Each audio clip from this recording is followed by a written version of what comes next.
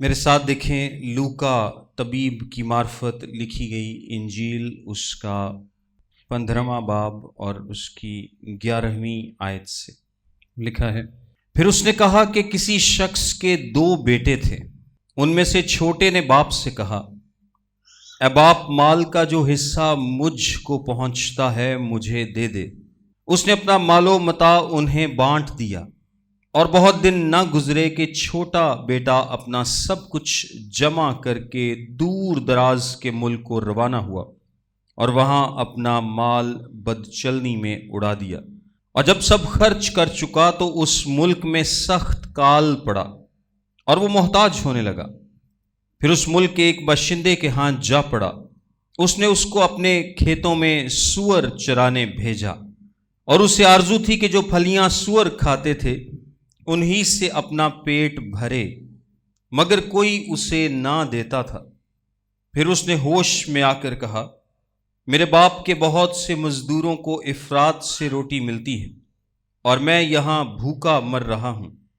میں اٹھ کر اپنے باپ کے پاس جاؤں گا اور اس سے کہوں گا، اے باپ، میں آسمان کا اور تیری نظر میں گنہگار ہوا، اب اس لائق نہیں رہا کہ پھر تیرا بیٹا کہلاؤں، مجھے اپنے مزدوروں جیسا کر لے۔ پس وہ اٹھ کر اپنے باپ کے پاس چلا۔ وہ بھی دور ہی تھا کہ اسے دیکھ کر اس کے باپ کو ترس آیا اور دوڑ کر اس کو گلے لگا لیا اور چوما۔ بیٹے نے اس سے کہا، اے باپ، میں آسمان کا اور تیری نظر میں گنہگار ہوا، اب اس لائق نہیں رہا کہ پھر تیرا بیٹا کہلاؤں۔ باپ نے اپنے نوکروں سے کہا، اچھے سے اچھا لباس جلد نکال کر اسے پہناؤ، اور اس کے ہاتھ میں انگوٹھی اور پاؤں میں جوتی پہناؤ، اور پلے ہوئے بچڑے کو لا کر ذبح کرو تاکہ ہم کھا کر خوشی منائیں، کیونکہ میرا یہ بیٹا مردہ تھا اب زندہ ہوا، کھو گیا تھا اب ملا ہے۔ پس وہ خوشی منانے لگے۔ لیکن اس کا بڑا بیٹا کھیت میں تھا۔ جب وہ آ کر گھر کے نزدیک پہنچا تو گانے بجانے اور ناچنے کی آواز سنی، اور ایک نوکر کو بلا کر دریافت کرنے لگا کہ یہ کیا ہو رہا ہے۔ اس نے اس سے کہا، تیرا بھائی آ گیا ہے اور تیرے باپ نے پلا ہوا بچڑا ذبح کرایا ہے، کیونکہ اسے بھلا چنگا پایا۔ وہ غصے ہوا اور اندر جانا نہ چاہا، مگر اس کا باپ باہر جا کر اسے منانے لگا۔ اس نے اپنے باپ سے جواب میں کہا، دیکھ، اتنے برسوں سے میں تیری خدمت کرتا ہوں اور کبھی تیری حکم دولی نہیں کی، مگر مجھے تو نے کبھی ایک بکری کا بچہ بھی نہ دیا کہ اپنے دوستوں کے ساتھ خوشی مناتا۔ لیکن جب تیرا یہ بیٹا آیا جس نے تیرا مال متاع کسبیوں میں اڑا دیا، تو اس کے لیے تو نے پلا ہوا بچڑا ذبح کرایا۔ اس نے اس سے کہا، بیٹا، تو ہمیشہ میرے پاس ہے اور جو کچھ میرا ہے وہ تیرا ہی ہے، لیکن خوشی منانا اور شادمان ہونا مناسب تھا، کیونکہ تیرا یہ بھائی مردہ تھا اب زندہ ہوا، کھویا ہوا تھا اب ملا ہے۔ آمین۔ یہ میں نے آپ کے سامنے جو ایک تمثیل پڑھی ہے، یہ بیسیکلی لوکا کی انجیل کے 15ویں باب میں 3 تماثیل میں سے ایک ہے، اور خداوند یسوع مسیح نے یہ جو تینوں تماثیل ہیں، یہ کھوئے ہوئوں کو ڈھونڈنے کے لیے جو خدا کی محبت ہے اس کو شو کرتی ہیں کہ خدا کھوئے ہوئوں سے کتنا پیار کرتا ہے، لاسٹ ہیومینٹی سے خدا کتنی محبت کرتا ہے، یہ اس بات کو شو کرتی ہیں۔ اور اس میں جو پہلی تمثیل ہے وہ کھوئی ہوئی بھیڑ سے متعلق ہے، دوسری تمثیل گمشدہ سکے سے متعلق ہے، اور تیسری جو تمثیل ہے وہ کھوئے ہوئے بیٹے سے متعلق ہے۔ اور یہ تینوں بیسیکلی بیان کرتی ہیں کہ خدا کا دل کیسا ہے۔ جو لوگ کھو چکے، جو لوگ اس دنیا میں کھو چکے ہیں، خدا ان کو واپس لانا چاہتا ہے۔ آمین۔ اور اس سے بیسیکلی خدا کا دل، اس کی محبت نظر آتی ہے۔ اور آج جس تمثیل پر ہم غور کرنے جا رہے ہیں، یہ کھوئے ہوئے بیٹے یا مصرف بیٹے، مصرف کا مطلب ہے عیاشی کرنے والا یا بہت زیادہ بے دریغ خرچ کرنے والا، اس بیٹے کے تعلق سے ہم سیکھنے جا رہے ہیں۔ اس سے پہلے کہ میں اس کی تھوڑی سی تفصیل میں جاؤں، میں آپ کو تھوڑا سا کانٹیکسٹ بتاتا ہوں جس میں یہ بات ہو رہی ہے۔ کانٹیکسٹ یہ ہے کہ خداوند یسوع مسیح فریسیوں سے گفتگو کر رہے ہیں۔ کن سے؟ فریسیوں سے۔ اور فریسی کون تھے؟ فریسی یہودیوں میں سے اپنے آپ کو ایلیٹ کلاس سمجھتے تھے، اپنے آپ کو دوسروں سے بہتر سمجھتے تھے۔ وہ سمجھتے تھے کہ ہم دوسروں سے افضل ہیں، دوسروں سے بہتر ہیں. باقی جو یہودی ہیں، جو عام لوگ ہیں، یہ سارے کیا ہیں؟ گنہگار ہیں. اور ہم کیا ہیں؟ راست باز ہیں. ہمیں راست باز ٹھہرائے جانے کی ضرورت نہیں. ہم آلریڈی راست باز ہیں. ہم آلریڈی بڑی محنت کرتے ہیں، تگ و دو کرتے ہیں. خداوند کو خوش کرنے کے لیے ہم روزے رکھتے ہیں، ہم دعائیں کرتے ہیں، ہم سب کچھ کر رہے ہیں. سو وی آر فار بیٹر. ہم بہت اچھے ہیں. اور خداوند ان تماثیل سے فریسیوں کو بیسیکلی بتائے گا کہ خداوند کے دل میں اور تمہارے دل میں کتنا فرق ہے. لوگ یہ سمجھتے تھے کہ یہ جو فریسی ہیں یہ خداوند کے بڑے قریب ہیں، اور اگر کسی نے خدا کو دیکھنا ہے تو ان فریسیوں کو دیکھ لے، کیونکہ انہوں نے اپنا تاثر ایسے دے رکھا تھا کہ شاید یہ سب سے زیادہ خدا کے حکموں پر عمل کرتے ہیں. لیکن ایسا نہیں تھا. لوگوں کا یہ جو تاثر ہے کہ فریسی شاید سب سے زیادہ خدا کے قریب ہیں، اور اگر آپ نے دیکھنا ہے کہ خدا کی خصوصیات کیسی ہیں، خدا کیسے برتاؤ کرتا ہے، سوچتا ہے، مطلب خدا کیسا ہے، یہ فریسی صحیح ریپریزنٹ کرتے ہیں. لیکن یسوع مسیح ان کو بتاتے ہیں کہ تمہارا دل خدا کے دل سے بہت دور ہے. تمہارا دل خدا کے دل سے بہت دور ہے. تم بالکل بھی اس کے قریب بھی نہیں ہو جو کہ خدا چاہتا ہے. خدا کھوئے ہوں کو ڈھونڈتا ہے. خدا کھوئے ہوں کی تلاش کرتا ہے. خدا ان کو اپنا لینا چاہتا ہے. خدا نکل کھڑا ہوتا ہے. خدا سیکر ہے، وہ تلاش کرنے والا ہے. اور فریسی لوگ کیسے تھے؟ وہ گنہگاروں کو منہ بھی نہیں لگانا پسند کرتے تھے، نہ چاہتے تھے، نہ ان کے قریب جانا چاہتے تھے. بلکہ جب بھی یسوع مسیح شرابیوں سے، زناکاروں سے، ان جیسے لوگوں سے بات کرتا، ملاقات کرتا، تو فریسیوں کو یہ بات کیا لگتی تھی؟ بری لگتی تھی. ان کا خیال تھا کہ یسوع مسیح ان گنہگاروں کو کچھ زیادہ ہی لفٹ کراتا ہے جو کہ اس کو نہیں کرانی چاہیے. اور یسوع مسیح ان کو سمجھاتا ہے کہ تمہارا دل خدا کے دل سے بہت دور ہے. اور اس کے لیے 3 تماثیل میں نے آپ کو بتایا کہ یسوع مسیح نے استعمال کی. پہلی کھوئی ہوئی بھیڑ، پھر کھویا ہوا سکہ، اور پھر کھویا ہوا بیٹا. اس زمانے میں، جس زمانے کی ہم بات کر رہے ہیں، آپ کو پتہ ہے کہ ولیج لائف کامن تھی. اور اسرائیل میں گلیل اور یہودا کی بات کریں تو جو گلیل کا صوبہ ہے اس میں زیادہ تر گاؤں تھے، اور ماحول مور اور لیس سیم تھا جس طرح کہ ہمارے گاؤں کا ہوتا ہے. آپ میں سے موسٹلی لوگ، کوئی نہ کوئی تعلق ہوتا ہے ہم سب کا گاؤں سے، تو موسٹلی لوگ جانتے ہیں کہ جس طرح کا گاؤں کا ماحول ہمارا ہے، یہ 2000 سال پہلے اسی طرح کا ماحول جو تھا وہ ان لوگوں کا ہوا کرتا تھا. لیکن آج والا نہیں، تھوڑا سا پیچھے، مطلب 20-30 سال 40 سال پیچھے جو ہمارے پنجاب کے گاؤں میں ماحول ہے، وہی وہاں پر ماحول ہوا کرتا تھا، جہاں عزت کو، آنر کو ایک بہت بڑی بات سمجھا جاتا تھا. جہاں مرد کے لیے بھاگنا کسی بڑے مرد کے لیے ٹھیک نہیں سمجھا جاتا تھا. جہاں پر ایک جو لڑکا ہے وہ اپنے باپ کی عزت کرتا ہے، کوئی اپنے باپ کے سامنے بول نہیں سکتا باپ کی عزت کے لحاظ سے. اور مطلب سوسائٹی میں کافی زیادہ ایک تربیت نظر آتی تھی اولاد اور والدین کے درمیان، آپس میں رشتوں کو لے کر آپ کو بہت ساری چیزیں نظر آتی تھی جو کہ آج کے زمانے میں شاید اس طرح سے نہیں ہے. لیکن اس زمانے میں لوگ بہت زیادہ والدین کی اور بڑے لوگوں کی عزت کیا کرتے تھے. اور سیم ماحول ہے، سیم کلچر ہے. اس میں آپ اس کو بہتر سمجھ پائیں گے جب ہم اس پر بات کریں گے. اس کہانی میں 3 کردار ہیں. ایک باپ ہے اور 2 اس کے بیٹے ہیں. اور ایک بیٹا جو ہے وہ ڈپکٹ کیا گیا ہے کہ وہ بہت زیادہ کیا ہے؟ عیاش ہے اور گنہگار ہے، جس کو ہم کیا بولتے ہیں؟ مصرف بیٹا بولتے ہیں. آئیے شروع کرتے ہیں. 11ویں آیت میں لکھا ہے، پھر اس نے کہا کسی شخص کے 2 بیٹے تھے، ان میں سے چھوٹے بیٹے نے باپ سے کہا ہے باپ، مال کا جو حصہ مجھ کو پہنچتا ہے مجھے دے دے. اس نے اپنا مال متا انہیں بانٹ دیا. سب سے پہلے نمبر پر یہ ایک انتہائی شیم فل ریکویسٹ ہے. باپ کے جیتے جی آپ اس کی جائیداد نہیں لے سکتے. باپ کے جیتے جی اس کی جائیداد نہیں لی جا سکتی. جائیداد کی تقسیم کا رول یہ تھا کہ جو بڑا بیٹا ہوا کرتا تھا اس کو اس کلچر میں دگنا حصہ ملتا تھا، اور جو دوسرا بیٹا تھا، فرض کریں اگر یہ 2 بھائی ہیں تو اس جائیداد کے 3 حصے ہوں گے، اور جو بڑا بیٹا ہے اس کو 2 حصے ملیں گے اور چھوٹے بیٹے کو 1 حصہ ملے گا.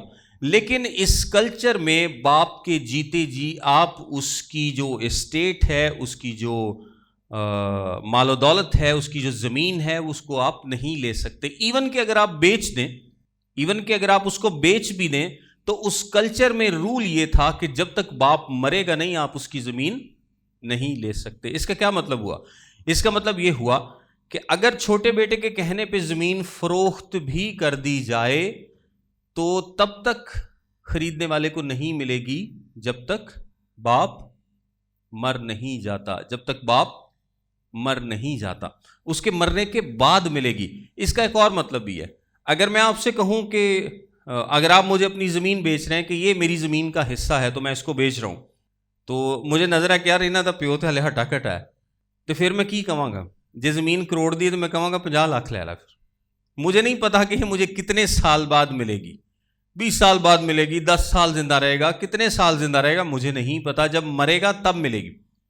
تو اس کا کیا مطلب ہے کہ اس نے زمین بھی کیا کی؟ اونے پونے بیچ دی، ڈسکاؤنٹ پہ بیچ دی، کیونکہ اس کو کیش چاہیے تھا، اس کو لیکوڈ ایسٹس چاہیے تھے، ایسے جس کو وہ کیا کر سکے؟ خرچ کر سکے. کیش کا مطلب ہے اس زمانے کی جو بھی نقدی ہوگی، سکے ہوں گے، جو بھی جس کو آسانی سے آپ باہر خرچ کر سکتے ہیں. زمین کو تو آپ خرچ نہیں کر سکتے. سو اس نے ایک انتہائی شیمفل ریکویسٹ کی ہے کہ میرے مال کا جو حصہ مجھے ملتا ہے، اور بظاہر یہ ہے کہ اس کی بہت بڑی اسٹیٹ ہے، باپ کے پاس بہت کچھ ہے، کیونکہ اس کے پاس نوکر چاکر ہیں، خادم ہیں، جانور ہیں، بہت کچھ ہے. سو اس کا مطلب ہے کہ کافی بڑا حصہ اس کے حصے میں آتا ہوگا، چاہے وہ 1/3 ہی ہو. لیکن یہ چاہتا ہے کہ یہ سب کچھ بیچ دیا جائے، یہ سب کچھ میں اونے پونے داموں فروخت کروں، سب کو کیش کروں، اور کیا کروں؟ یہاں سے چلا جاؤں. اب دیکھیں، وہ اصل میں وہاں سے نکل جانا چاہتا ہے، کیونکہ اس کا دل کیا ہے؟ اپنے باپ کے ساتھ نہیں لگا. اس کا کوئی ریلیشن نہیں ہے، اس کا ریلیشن اپنے باپ کے ساتھ ٹھیک نہیں ہے، اسٹرانگ نہیں ہے. ریلیشن دوسرے بیٹے کا بھی اسٹرانگ نہیں ہے، یہ ہم آگے جا کر دیکھیں گے. لیکن وہ باپ کی اکاؤنٹیبلٹی سے دور جانا چاہتا ہے. وہ چاہتا ہے کہ میں اتنا دور نکل جاؤں جتھے مینوں کوئی نہ پوچھے، مینوں کوئی پوچھن گچھن والا نہ ہوئے، کوئی اکاؤنٹیبلٹی نہ ہو، کوئی سوال جواب نہ ہو، میرا جو دل کرے میں کروں. وہ اس لیے دولت نہیں چاہتا کہ اے باپ میں کچھ کرنا چاہتا ہوں لائف میں تو مجھے دولت دی جائے تاکہ میں، یا مجھے میرا حصہ دیا جائے تاکہ میں اس پر اور زیادہ محنت کروں اور اپنے باپ کی جو جائیداد ہے اس کو مزید بڑھاؤں، گرو کروں، ترقی ملے، ہمارے خاندان کو ترقی ملے. یہ اس کی خواہش نہیں. اس کی خواہش ہے کہ میں اپنے باپ سے، اس گاؤں سے، اپنے رشتہ داروں سے، بھائیوں سے، ہر قسم کی اکاؤنٹیبلٹی سے، ہر قسم کی پوچھ گچھ سے، ہر قسم کے سوال و جواب سے کیا کروں؟ دور نکل جاؤں. کوئی مجھے پوچھے نہ کہ میں کیا کرتا ہوں، کوئی مجھے دیکھے نہ، کوئی میری لائف پر کمنٹ نہ کرے، کوئی بھی ایسا نہ ہو جو مجھے یہ کہہ سکے کہ تو نے یہ کیا کیا. تو جب وہ دور جانا چاہتا ہے تو اس کے لیے اب اس کو ایک کام کرنا پڑے گا.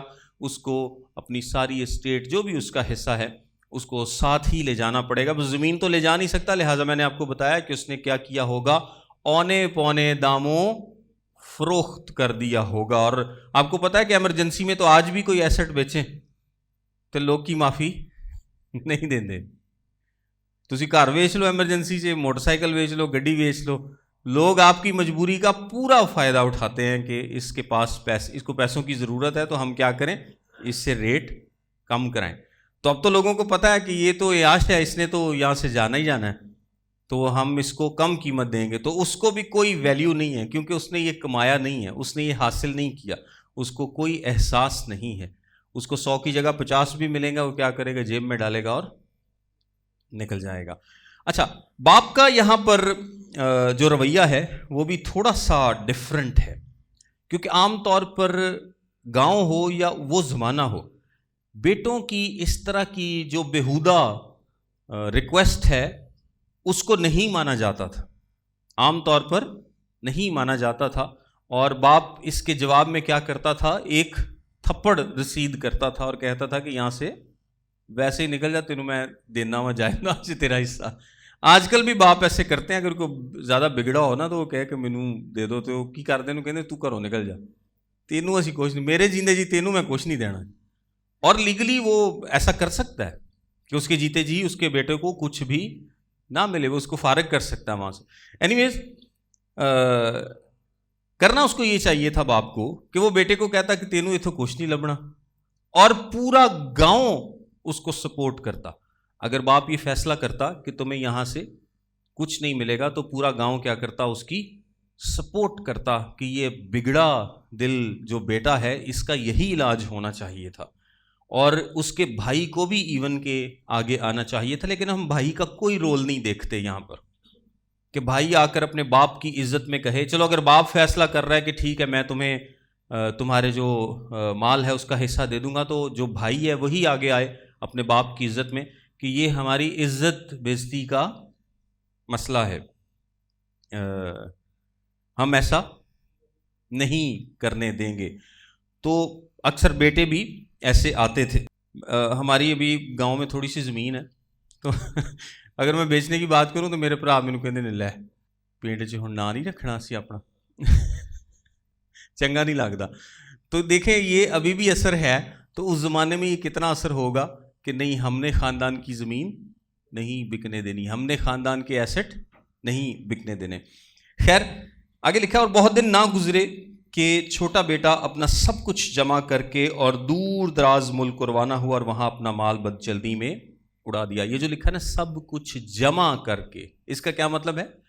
زمین تو جمع نہیں کر سکتا, نہ جانور جمع کر سکتا ہے. اس کا کیا مطلب ہے کہ اس نے سب کچھ بیچ دیا, جو کچھ اس کے حصے میں آیا اس نے سب کچھ بیچ دیا, اور سکے یا جو بھی اس کو ملا اس نے وہ سمیٹا اور دور دراز ملک میں چلا گیا. دور دراز ملک میں جانے کا مطلب یہی ہے کہ وہ ہر قسم کی اکاؤنٹیبلٹی سے پوچھ گچھ سے دور جانا چاہتا ہے, مجھے کوئی نہ پوچھے, مجھے کوئی سوال نہ کرے. اور جب سب کچھ خرچ کر چکا تو اس ملک میں سخت کال پڑا اور وہ محتاج ہونے لگا. اچھا یہ بظاہر, کیونکہ آگے سوروں کا بھی ذکر ہے, اس کی حالت اتنی بری تھی, یہ اتنا گھنونا بن چکا تھا, اتنا گھنونا گنہگار تھا کہ یہ غیر قوم میں چلا جاتا ہے. یہ کہاں پر چلا جاتا ہے؟ غیر قوم میں چلا جاتا ہے, جن سے ویسے ہی یہودی نفرت کرتے تھے. یعنی ایک تو نا کہ آپ اپنے گھر سے دور نکل جائیں, نال والے پنڈ سے تر جاؤ, نہیں, یہ اسرائیل میں بھی نہیں, یہ بلکہ کہاں پر چلا جاتا ہے؟ غیر قوموں میں چلا جاتا ہے, تاکہ اس کو کوئی سوال ہی نہ کرے, کوئی اس کو پوچھے ہی نہ, پہچانے ہی نہ. اور وہاں پر وہی کرتا ہے جو کہ گنہگار کرتا ہے, اپنا مال جتنا بھی تھا وہ بد چلنی میں اڑا دیتا ہے. اور اس کی سپیڈ بڑی تیز ہے, اس کی جو خرچنے کی سپیڈ ہے وہ بڑی تیز ہے. لکھا ہے جب سب کچھ خرچ کر چکا تو اس ملک میں سخت کال پڑا اور وہ محتاج ہونے لگا. یہ جو کال ہے اس زمانے کے کال ہم سوچ ہی نہیں سکتے. اس زمانے میں جو کال پڑا کرتا تھا آج ہم امیجن ہی نہیں کر سکتے. آج تو پھر بھی کہیں پر خوراک کی کمی ہو تو آپ کیا کرتے ہیں, جو اسٹورڈ فوڈ ہے یا فروزن فوڈ جس کو ہم بولتے ہیں وہ پہنچ جاتی ہے, کوئی بریانی کے ڈبے پہنچ جاتے ہیں, کچھ نہ کچھ آس پاس سے ہیلپ ہو جاتی ہے. اس زمانے میں نہ تو کوئی فروزن فوڈ تھا, نہ خوراک اس طرح سے پہنچائی جا سکتی تھی, نہ ہی لوگوں کے پاس اتنی وافر خوراک تھی کہ وہ پہنچائی جا سکے. لوگ مرے جانور, گند, بلا, کوڑا, جو ان کے پاس جس چیز میں بھی کھانے کو کچھ بھی ملتا تھا وہ کھا جاتے تھے, کچھ نہیں چھوڑتے تھے. جب کال پڑتا تھا اتنے برے حالات تک آ جاتے تھے کیونکہ آپ کے پاس کھانے کو کچھ بھی نہیں ہوتا تھا. تو اس زمانے کا کال جو ہے وہ بہت سخت تھا اور وہ محتاج ہونے لگا. پھر اس ملک کے ایک باشندے کے ہاں جا پڑا, اس نے اس کو اپنے کھیتوں میں سور چرانے بھیجا. یعنی وہ جاتا ہے اور وہاں پر کسی کے ہاں, یہ جو لفظ لکھا ہے نا جا پڑا, اس سے مراد یہ ہے جس طرح ایک بھکاری آپ کے پیچھے نہیں پڑ جاتا. اگر آپ سڑک پر جائیں یا کہیں اور جائیں باہر راستے میں تو کچھ آپ کو اس طرح کے بھکاری ملتے ہیں جو آپ کے پیچھے پڑ جائے. تنوں 500 واری کہنا پہنتا کہ معاف کر, وہ پھر بھی جان نہیں چھڑ دے جن دیر تک تسی اتوں جاؤ نا, کیونکہ ان کو لگتا ہے کہ میں نے اپنے 15-20 سیکنڈ جو قیمتی ہیں اس پہ ضائع کیے ہیں, اب اشارہ کھل جائے گا تو اب اگلا بندہ تو میرے قابو نہیں آئے گا, تو میں باقی ٹائم بھی یہ ہی لانا ہوں تاکہ اگر کچھ مل جائے تو اچھی بات. تو یہ کسی بندے کے پیچھے اس طرح سے پڑ گیا, اس کے ہاں جا پڑا جس طرح سے بھکاری ہوتے ہیں. تو اس نے کیا کیا, اس نے بھی اس سے جان چھڑانے کے لیے کیا کیا ہے, اس کو سور چرانے بھیج دیا. اس نے کہا جا کے سور چرا. سور آپ کو پتا ہے کہ یہودی لوگ جو ہیں وہ اس سے بڑی نفرت کرتے تھے۔ اب آپ امیجن کریں کہ فریسیوں کو یہ سٹوری سنائی جا رہی ہے، تو فریسی ایک یہودی لڑکے کو ذہن میں رکھ کر یہ ساری باتیں سوچ رہے ہوں گے، تو ان کے ذہن میں کیا چل رہا ہوگا، کس قسم کی امیجنیشن ان کے ذہن میں آ رہی ہوگی۔ یہ ایک ورسٹ کائنڈ آف سینر ہے، یعنی جس نے سب کچھ، اپنا مال بھی اڑا دیا، اپنے گاؤں کے ساتھ لائل نہیں ہے، اپنے باپ کے ساتھ لائل نہیں ہے، اپنے بھائی کے ساتھ لائل نہیں ہے، خدا کے ساتھ لائل نہیں ہے، بد چلن ہے، بد کردار ہے، یہ اکاؤنٹیبلٹی نہیں چاہتا ہے کہ مجھ سے کوئی نہ پوچھے، میں عیاشی کروں، کسبیوں میں مال اڑاؤں، کچھ بھی کروں مجھے کوئی نہ پوچھے۔ یہ ایک گھنونی ترین قسم ہے ایک گنہگار کی۔ یعنی گنہگار بھی مختلف کیٹیگریز کے ہوتے ہیں نا، کوئی تھوڑا ہوتا ہے کوئی زیادہ ہوتا ہے، تو آپ دیکھیں کہ یسوع مسیح نے ایک ایسا گنہگار بتایا ہے جو کہ بہت ہی گھنونا قسم کا گنہگار، یعنی ماڈرن زبان میں بات کریں نا تو یہ سنر پرو ہے جس طرح وہ ماڈل نہیں ہوتے ایپل فلانا پرو اور فلانا پرو، جو ہائی لیول کا ایک ماڈل ہوتا ہے، تو یہ ایک ہائی لیول کا گنہگار ہے۔ تو آگے لکھا ہے، اور اسے آرزو تھی کہ جو پھلیاں سور کھاتے تھے انہی سے اپنا پیٹ بھرے، مگر کوئی اسے نہ دیتا تھا۔ پھر اس نے ہوش میں آ کر کہا، میرے باپ کے بہت سے مزدوروں کو افراط سے روٹی ملتی ہے اور میں یہاں بھوکا مر رہا ہوں۔ سور جو پھلیاں کھاتے تھے، اب اس کی خواہش ہے کہ وہی مجھے مل جائیں، کم از کم میرے پیٹ میں کچھ جائے تو صحیح، یعنی اتنی بری اس کی حالت ہے۔ اور اس کے بعد اب اس کو ہوش آنا شروع ہوا ہے، اس کنڈیشن میں اس کو ہوش آنا شروع ہوا ہے، اور لکھا ہے، میرے باپ کے بہت سے مزدوروں کو افراط سے روٹی ملتی ہے اور میں یہاں بھوکا مر رہا ہوں۔ میں اٹھ کر اپنے باپ کے پاس جاؤں گا اور اس سے کہوں گا، اے باپ، میں آسمان کا اور تیری نظر میں گنہگار ہوا، اب اس لائق نہیں رہا کہ پھر تیرا بیٹا کہلاؤں، مجھے اپنے مزدوروں جیسا کر لے۔ پر پس وہ اٹھ کر اپنے باپ کے پاس چلا۔ دیکھیں، سب سے پہلے ایک گنہگار کو کیا ہوتا ہے، اس کو احساس ہوتا ہے، اس کو کیا ہوتا ہے، احساس ہوتا ہے کہ وہ کمبخت ہے، وہ خار ہے، وہ ننگا ہے، وہ بھوکا ہے، وہ خالی ہے، اس کے پاس کچھ نہیں ہے، اس کے پاس کچھ نہیں ہے۔ اور وہ کیا کہتا ہے کہ میں اپنے باپ سے جا کے کہوں گا مجھے اپنے نوکروں جیسا کر لے۔ یعنی اس کو یہ پتہ چل چکا ہے کہ میں، ایک تو میرے پاس کچھ نہیں ہے، میں بالکل فارغ ہوں، اور دوسرے نمبر پر میں کچھ بھی ڈیزرو نہیں کرتا، میں کچھ بھی ڈیزرو نہیں کرتا، میرا جو مال و متاع تھا میں نے اڑا دیا، جو مجھے موقع ملا میں نے اس کو ضائع کر دیا۔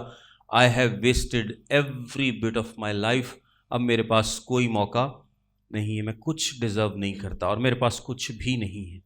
اور سچی توبہ بھی اسے بولتے ہیں جب آپ اس بات کو ریکگنائز کر لیتے ہیں کہ I am worthless، میں کسی قابل نہیں ہوں، میں کسی جوگا نہیں ہوں، میں بالکل نکما ہوں، خالی ہوں، کمبخت ہوں، خار ہوں، میرے پاس کچھ نہیں ہے، اور میں مکمل طور پر خدا پر بھروسہ کرتا ہوں۔ مطلب خدا پر آپ کوئی احسان نہیں کرتے، جب آپ توبہ کر لیتے ہیں تو آپ اپنی کنڈیشن کو جانتے ہوئے اس سے رحم کی توقع کرتے ہیں، اس کے حضور میں جھک کر اس سے رحم کی توقع کرتے ہیں، یہ جانتے ہوئے کہ آپ یہ رحم ڈیزرو نہیں کرتے۔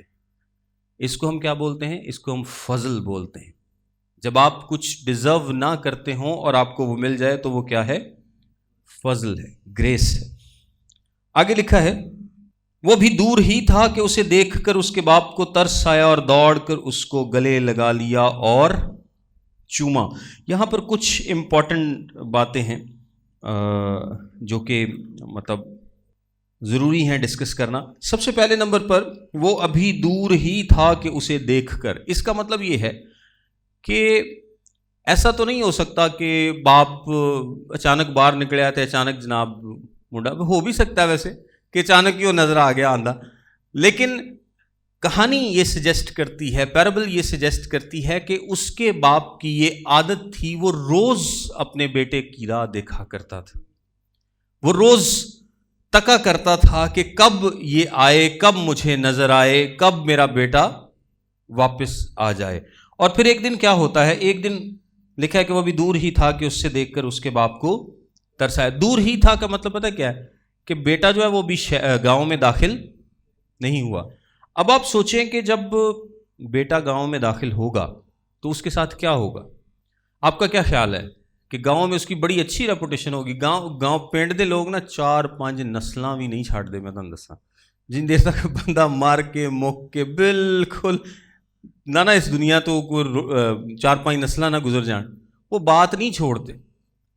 جڈا مرضی انسان اچھا ہوا انہوں نے کہنا لے یہ دادی انج دی سی, یہ دادی دی دادی انج دی سی. آپ کو پتہ کتنی بات یاد رکھتے. تو یہ تو ابھی فریش بات ہے, یہ تو پرانی بات نہیں ہے.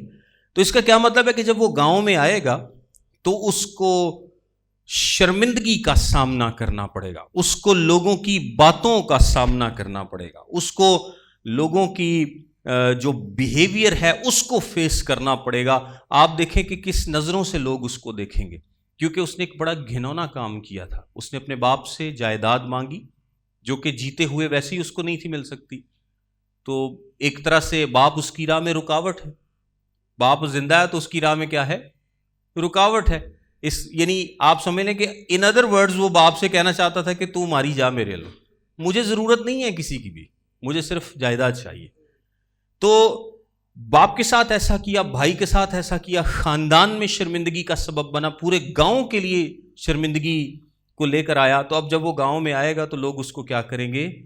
شرمندہ کریں گے, لوگ اس کو دھدکاریں گے, لوگ اس کو برا بھلا کہیں گے اور اسے اس کے انجام کی یاد دلائیں گے کہ تیرے ساتھ اچھا نہیں ہوگا. لیکن ابھی وہ گاؤں میں داخل نہیں ہوا, دیکھا کہ اس کے باپ نے اس کو دور سے دیکھا ہے. اس کا مطلب ہے کہ اس کا باپ روز دیکھتا تھا. پھر آگے لکھا ہے اس کے باپ کو اس پر ترس آیا اور دوڑ کر اس کو گلے لگا لیا اور چوما. یہاں پر باپ نے 2-3 کام کیے ہیں. سب سے پہلے نمبر پر باپ نے کیا کیا ہے؟ باپ دوڑا ہے. باپ کیا کیا ہے؟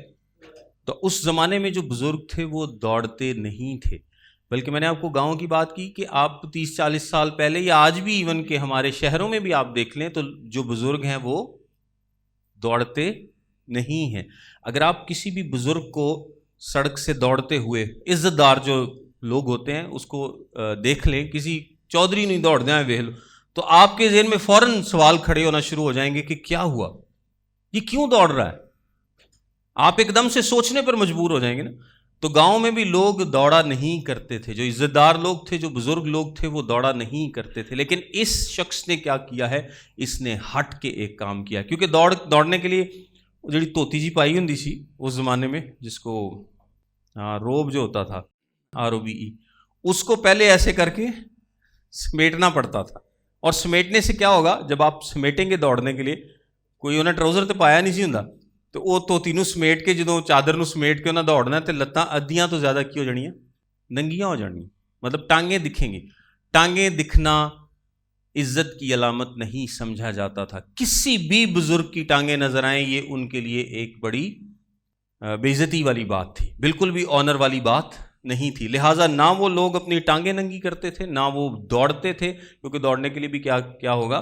ٹانگیں ننگی. یہاں تک کہ ایک یہودی ربی کہتا ہے کہ اس نے تو ایک شخص کو ڈانٹا جو کہ کانٹوں میں چل رہا تھا, اور اس نے اپنی چادر کو اٹھایا تاکہ چادر جب وہ کانٹوں میں نہ اٹکے. اس نے اس بات پر بھی اسے ڈانٹا. مطلب کلچرل آپ کو بات بتا رہا ہوں کہ چادر کو اٹھانا کسی بھی پرپس کے لیے معیوب سمجھا جاتا تھا. لیکن اس باپ نے اپنی فکر نہیں کی کہ لوگ کیا سوچیں گے, لوگ کیا خیال کریں گے, لوگ کیا ذہن میں لائیں گے, لوگ مجھے باتیں کریں گے کہ ایک انتہائی معزز اور عزت دار شخص کیا کر رہا ہے؟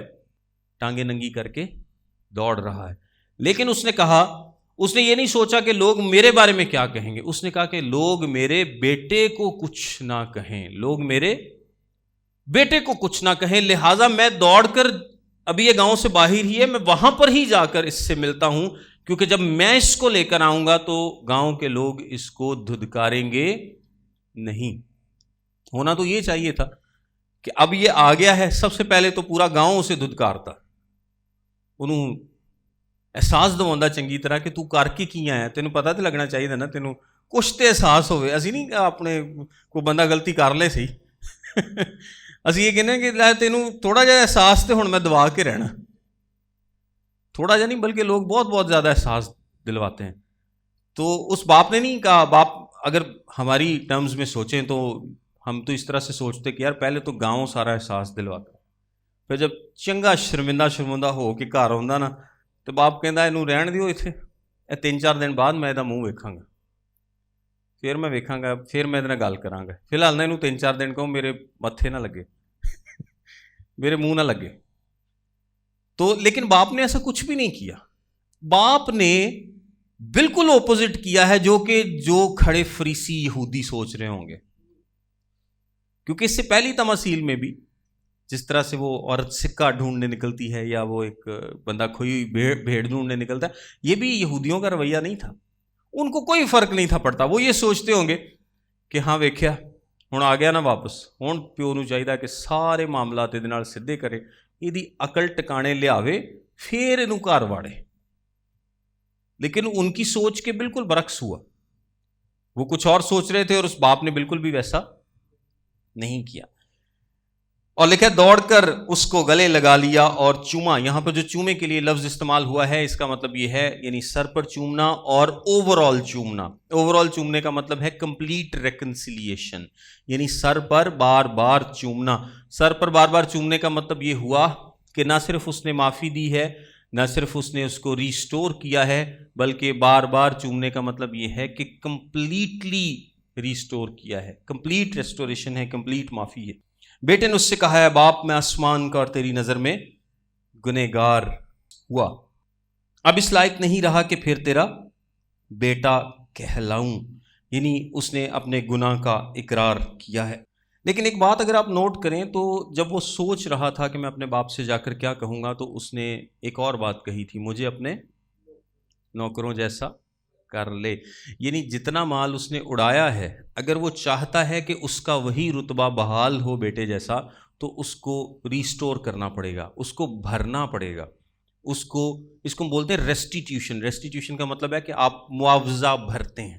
اور یہ جو گریس ہے, فضل ہے یا ریکنسلیشن ہے, یہ ریسٹیٹیوشن کے بغیر نہیں ہوتی. گریس بھی ریسٹیٹیوشن کے بغیر یا معاوضہ بھرے بغیر نہیں ہے. لیکن فرق صرف اتنا ہے کہ ہمیں جو ہم پر فضل ہوا ہے اس کا معاوضہ کس نے بھرا ہے؟ خداوند یسوع مسیح نے, کیونکہ ہم اس لائق ہی نہیں تھے کہ ہم وہ بھر سکتے. خدا کا انصاف اور خدا کا رحم یہ دونوں ساتھ ساتھ ہے. جس طرح وہ انصاف کا رحم کا خدا ہے اسی طرح وہ انصاف کا بھی خدا ہے. ایسا نہیں ہوتا کہ خداوند رحم کرے اور انصاف نہ کرے. اس کا رحم جو ہے وہ ہمیشہ انصاف کے ساتھ ہوگا. لیکن فرق کیا ہے کہ جو انصاف کا تقاضا ہم پر پورا ہونا چاہیے تھا وہ ہم پر نہیں بلکہ یسوع مسیح پر پورا ہوا. لیکن اس نے اپنے انصاف کو چھوڑا نہیں, کیونکہ وہ انصاف کا بھی خدا ہے اور رحم کا بھی خدا ہے. رحم ہم پر ہوا, انصاف کا تقاضا خدا یسوع مسیح کی ذات میں پورا ہوا. ابھی اس نے یہ بات نہیں کی کہ مجھے اپنے نوکروں جیسا کر لے. اب نوکروں جیسا کرنے کا مطلب پتہ کیا ہے کہ میں کیا کروں گا؟ محنت کروں گا. میں کیا کروں گا؟ محنت کروں گا. میں دیہڑیاں لاواں گا, میں مزدوری کراں گا, اور مزدوری کر کے وہ جو نزدیکی ہے یا جو قربت ہے یا اپنے لیے کھانا ہے کچھ بھی ہے اس کو ارن کرنے کی کوشش کروں گا. لیکن اس کو پتہ چل گیا کہ میرا یہاں پر مزدوری کرنا نہیں بنتا, کیونکہ میرے باپ نے کیا کیا ہے؟ مجھے معاف کر دیا ہے. میں کچھ بھی ارن نہیں کر سکتا. میں ساری عمر بھی دہاڑیاں لگاتا رہوں تو جتنا مال میں نے اڑا دیا ہے میں اس کا ہرجانہ نہیں بھر سکتا, میں اس کو پورا نہیں کر سکتا. لہٰذا وہ یہ بات منہ سے نہیں نکالتا. باپ نے اپنے نوکروں سے کہا اچھے سے اچھا لباس جلد نکال کر اسے پہناؤ اور اس کے ہاتھ میں انگوٹھی اور پاؤں میں جوتی پہناؤ اور پلے ہوئے بچڑے کو لا کر ذبح کرو.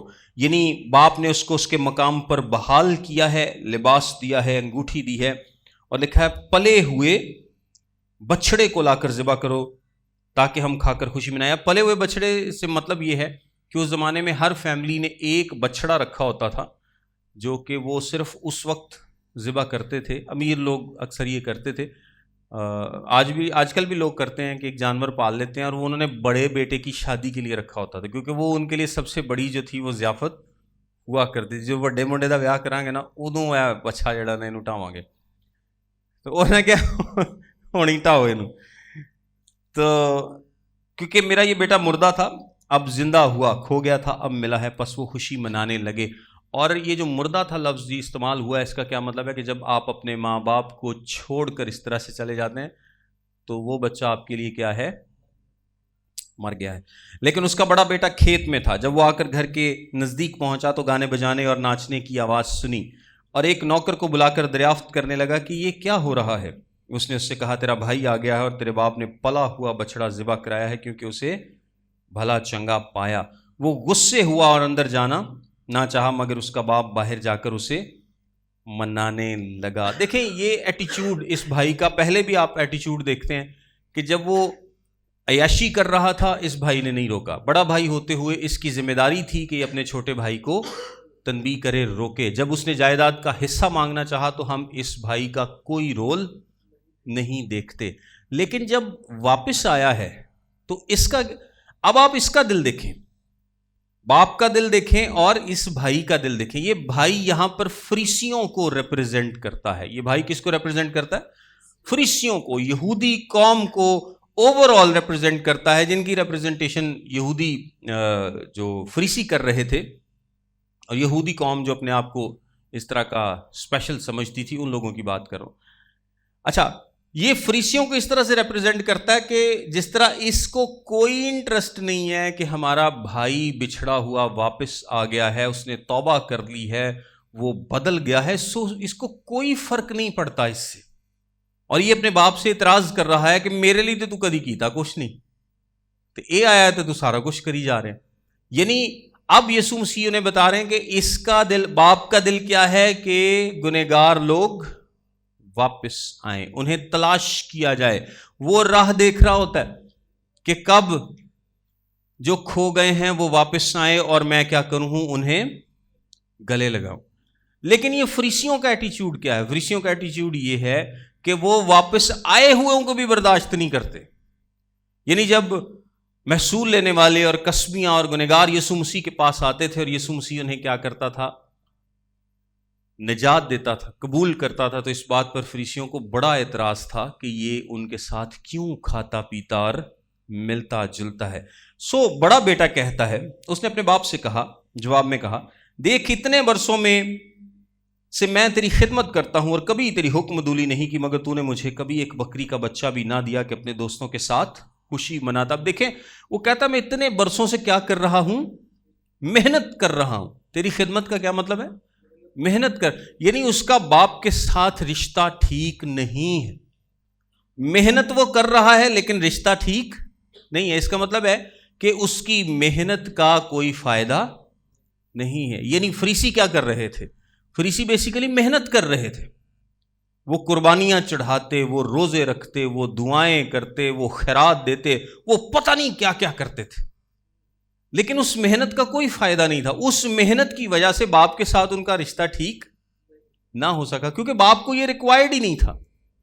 باپ کو یہ ریکوائرڈ نہیں تھا کہ یہ محنت کریں, یہ کچھ کمانے کی, کچھ ارن کرنے کی کوشش کریں. لیکن فریسیوں کو لگتا تھا کہ شاید ہماری راست بازی ہم اپنے کاموں سے حاصل کر سکتے ہیں, ارن کر سکتے ہیں, اپنی نجات اپنے کاموں سے, اچھے کاموں سے ارن کر سکتے ہیں. وہ بڑی محنت کرتے تھے. لہٰذا اچھا وہ کہتا ہے بچہ بھی نہ دیا کہ اپنے دوستوں کے ساتھ خوشی مناتا. کس کے ساتھ؟ دوستوں کے ساتھ, باپ کے ساتھ نہیں, فیملی کے ساتھ نہیں. کس کے ساتھ؟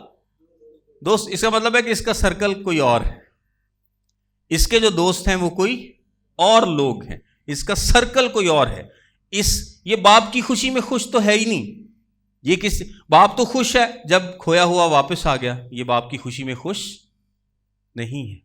اس کا سرکل ہی کوئی اور ہے, اس کی خوشی کہیں اور ہے. لیکن جب تیرا یہ بیٹا آیا جس نے تیرا مال متا کسبیوں میں اڑا دیا, تو اس کے لیے تو نے پلا ہوا بچڑا ذبح کرایا. اچھا باپ اس کی, آپ سمجھے کہ ریکویسٹ کر رہا ہے. باپ اسے کیا کر رہا ہے؟ منا رہا ہے, ریکویسٹ کر رہا ہے کہ تو آ جا. وہ بہت اپنا ڈپینڈ ہے. اس نے اس سے کہا بیٹا تو ہمیشہ میرے پاس, اور جو کچھ میرا ہے وہ تیرا ہی ہے, لیکن خوشی منانا اور شادمان ہونا مناسب تھا, کیونکہ تیرا یہ بھائی مردہ تھا اب زندہ ہوا, کھویا ہوا تھا اب ملا ہے. یعنی کچھ الگ نہیں ہے, جو کچھ میرا ہے وہ کیا ہے؟ تیرا ہے. تیرے پاس بھی ساری چیزیں اویلیبل ہیں, سارے ریسورسز جو میرے ہیں وہ کیا ہیں؟ تیرے پاس اویلیبل ہیں, لیکن پھر بھی تیرا رشتہ میرے ساتھ ٹھیک نہیں ہے. میں نے کچھ بھی تجھ سے روک نہیں رکھا, میں نے کچھ بھی اس سے بھی روک نہیں رکھا. سب کچھ سب کے لیے اویلیبل ہے، لیکن رشتہ اسی کا ٹھیک ہو سکتا ہے خدا کے ساتھ جس کا دل خدا جیسا ہے. اگر آپ کا دل خدا جیسا نہیں ہے، اگر آپ خدا کے دل سے دور ہیں، تو آپ اس کو کیسے ریپرزینٹ کر سکتے ہیں؟ اگر میں میرے اندر یہ خواہش نہیں ہے، میرے اندر یہ جستجو نہیں ہے، میرے اندر یہ تگ و دو نہیں ہے کہ میں گنہگاروں کو ڈھونڈوں، میں ان کی تلاش کروں، میں کھوئے ہوں کے پاس جاؤں. اور کلام میں کیا لکھا ہے کہ خدا ایک شخص بھی جب توبہ کرتا ہے آسمان پر تو اس کے لیے خوشی مناتا ہے. فرشتے باپ کی خوشی میں شامل ہوتے ہیں، خدا خوش ہوتا ہے، وہ خوشی مناتا ہے. یہ چیز خدا کو خوشی دیتی ہے جب کوئی بھی گھر واپس لوٹ آتا ہے. یہ خدا کا دل ہے. تو اگر میرا آپ کا دل ایسا نہیں ہے، فریسیوں کا دل ایسا نہیں تھا، اور خدا نے یہی بتا رہا ہے کہ تمہارا دل ایسا نہیں ہے، تم خدا کے دل سے بہت دور ہو. تم سمجھتے تو ہو کہ ہم خدا کے دل کے قریب ہیں، لیکن خدا کا دل ایسا نہیں ہے. خدا کا دل کھوئے ہوں کو ڈھونڈنے میں خوش ہوتا ہے، اور جب وہ واپس آتے ہیں تو شادمان ہوتا ہے، خوشی مناتا ہے. میرا اور اگر آپ کا دل ایسا نہیں ہے تو ہم بھی خدا کے دل سے بہت دور ہیں. اگر ہم صرف منسٹری میں خدمت کرتے رہیں، ٹھیک ہے، ویڈیوز بنا رہے ہیں جناب، ویوز اچھے آ رہے ہیں، یا کمنٹس آ رہے ہیں، لائکس آ رہے ہیں، شیئر شور ہو رہا ہے، پیسے بھی آ رہے ہیں، کوئی گورے کاڑے بھی 2-4 لب گئے نے، کوئی کروسٹ بھی 2-4 کر دیتے ہیں، یہ سارا کچھ آپ جتنا مرضی اپنے آپ کو مصروف کر لیں، لیکن اگر آپ کا دل اس بات میں شادمان نہیں ہے کہ کھوئے ہوں کی تلاش کی جائے، تو آپ خدا کے دل سے دور ہیں.